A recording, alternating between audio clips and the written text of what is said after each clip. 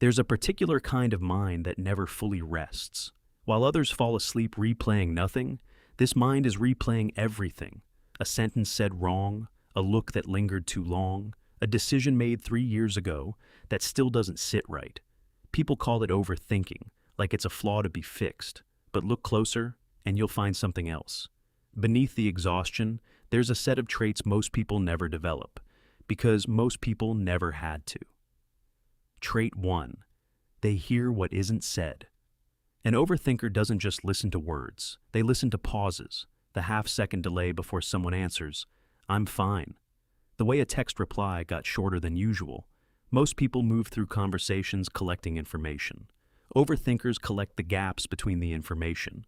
And more often than they'd like to admit, the gaps turn out to be true. This isn't paranoia.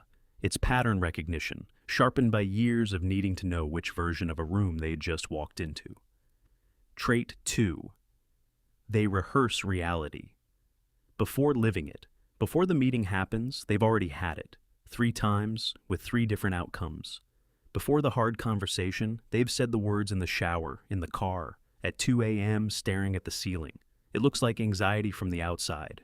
From the inside, it's preparation. And it means that when the real moment arrives, they're rarely caught off guard. They've already met the worst version of it and survived. Trait 3, they feel responsible for things they didn't cause. A friend goes quiet for a day, and the overthinker's mind doesn't ask, "Is she busy?" It asks, "What did I do?" This trait comes from somewhere specific, usually a past where love or safety was conditional, where someone's mood was a weather system you had to track to stay safe. The nervous system learned early, stay ahead of the shift or get caught in it. It's exhausting. It's also quietly a form of vigilance that once kept them safe. Trait 4. They notice the detail. Everyone else missed the typo in the contract, the inconsistency in the story, the small contradiction between what someone said in January and what they're saying now. Overthinkers are allergic to loose ends, because a loose end to them is a thread that could unravel something important later. This makes them exceptional at things most people find tedious: editing, auditing, diagnosing, noticing the one wrong variable in 100 lines of code. Their mind doesn't skim. It can't. Trait 5. They carry multiple versions of every story. Ask an overthinker what happened, and they won't give you one narrative. They'll give you the narrative and then quietly the other 3 they considered. They can see it from the other person's side even when it costs them being right.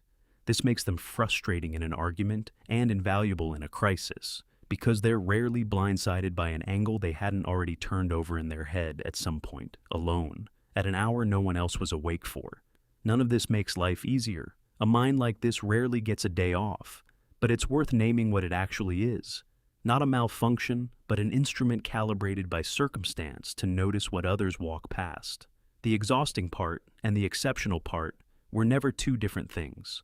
They were always the same trait, just depending on the day.